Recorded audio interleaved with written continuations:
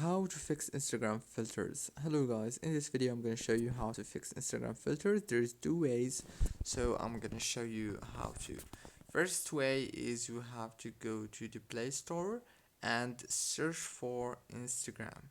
After you search for it, then you have to check if you have the last version.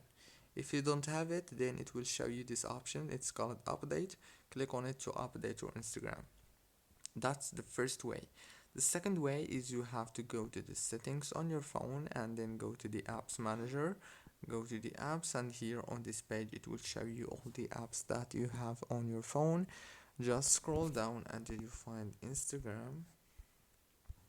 Click on it. Click on force stop and go to the data user and make sure to enable the Wi-Fi and the mobile data, and go back, click on the permissions, make sure to enable all the permissions, and that's it. Now restart your phone and the problem must be solved. Don't forget to like and subscribe.